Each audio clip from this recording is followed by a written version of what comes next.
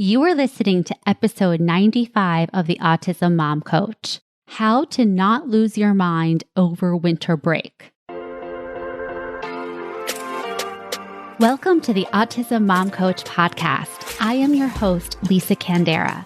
I am a lawyer, a life coach, and most importantly, I am the full-time single mother of a teenager with autism and other comorbid diagnoses.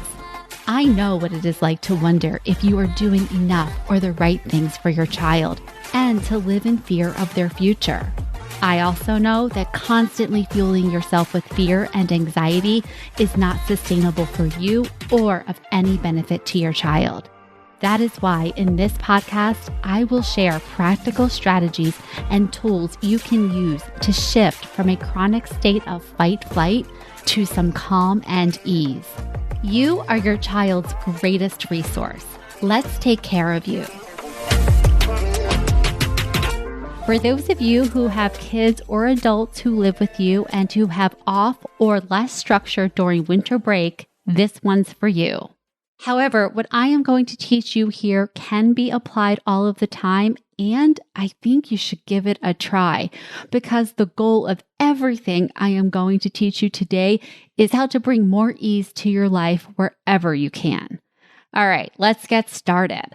First, let go of the idea, the pressure, the wish, the fantasy that you are going to be able to provide your child with the level of structure they get in school or a program. It's not going to happen, and it's okay. Now, I do know that our kids do struggle with less structure, that they need it, that they crave it. And to the extent that you can, as best that you can, do what you can to create that structure.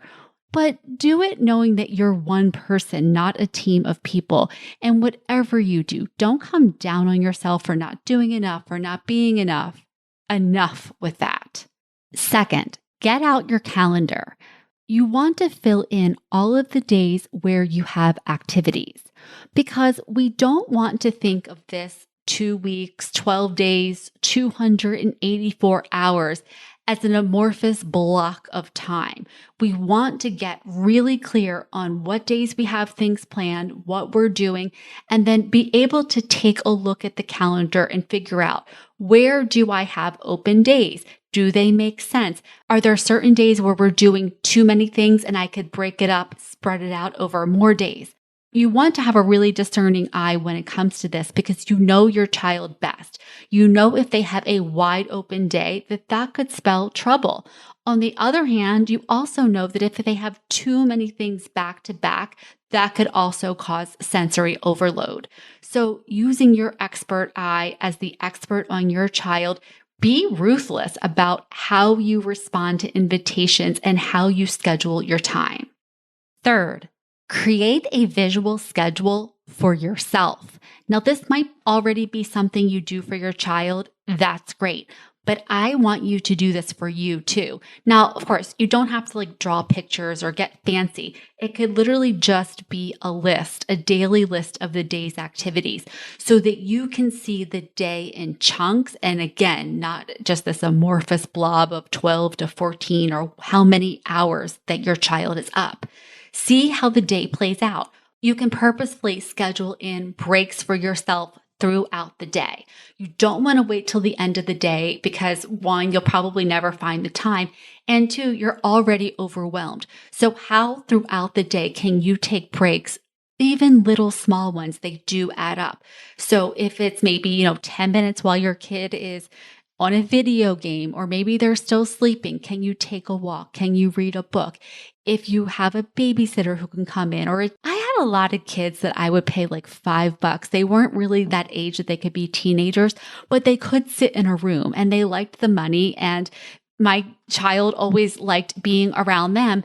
And maybe this is not something you do with your child with autism, but maybe you have another child in the house that could benefit from being a little bit occupied or distracted. And so then you're also just freeing some of your time, some of your mental, emotional space to manage your child with autism. Just be really purposeful in how and when you can take breaks for yourself. Because again, just Think of a pot that's boiling with water. You can prevent it from boiling over by just lifting up the lid and letting some of that pressure seep out. That will prevent it usually from overflowing. You want to do the same with yourself. So whatever it is that you can do, taking deep breaths, doing rapid fire jumping jacks, one of my favorites, to get that stress out of your body. Some cold, fresh air, that can be reinvigorating. The point is not what you do, it's that you make the time and you do something for yourself so that you can be resetting your nervous system and regulating yourself throughout the day. Fourth, wherever possible, delegate, accept help, and ask for help. You don't have to do it all. Find the ways where other people can lend a hand. Now, if you're one of these people who has people in your house or in your family who can help, but you're thinking to yourself, well, I shouldn't have to ask them. They should just know. They should just chip in. They should just, do whatever. That is not helping you, because when you are resenting them, when you're thinking that they should just do the thing and they're not, and you're not even asking them, then you're going to end up doing everything anyway. So maybe just ask. Ask your husband, ask your partner, ask your friends, ask your family members. Ask them for very specific things. For instance, next Tuesday afternoon, can you take my child for 2 hours while I do X?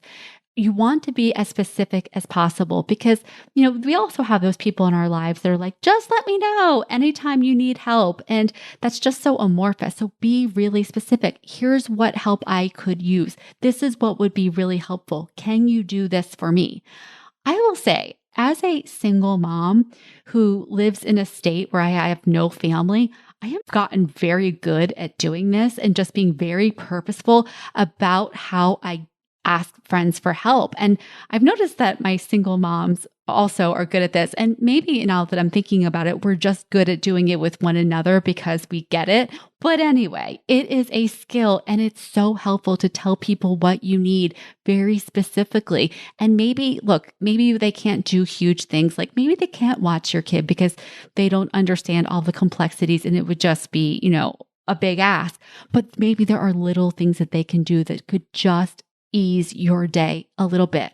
But also, I do want to say that so many of us have the belief that nobody could watch our kids the way we do. And yeah, that is true, but it doesn't have to be perfect, which leads me to point number 5. Let it be messy. If your child is safe, then let grandma babysit. Yeah, maybe she won't do everything right. She won't do it the way you want it to, but it doesn't have to be perfect.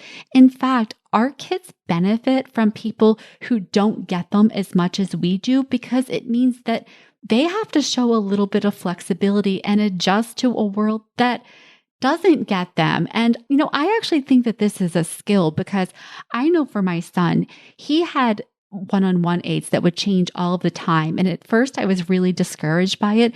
But then as time went on, I really thought the more he has to adapt to new personalities, to new ways of doing things, to not having someone who, like me, basically reads his mind and just, jumps to, that's a benefit to him and it's a benefit to me. All right. That is it for this episode. I hope you are enjoying your winter break, and I will talk to you next year. Take care. Thanks for listening to the Autism Mom Coach. If you are ready to apply the principles you are learning in these episodes to your life, it is time to schedule a consultation call with me. Podcasts are great, but the ahas are fleeting. Real change comes from application and implementation, and this is exactly what we do in my one-on-one coaching program. To schedule your consultation, go to my website, theautismmomcoach.com, work with me, and take the first step to taking better care of yourself so that you can show up as the parent you want to be for your child with autism.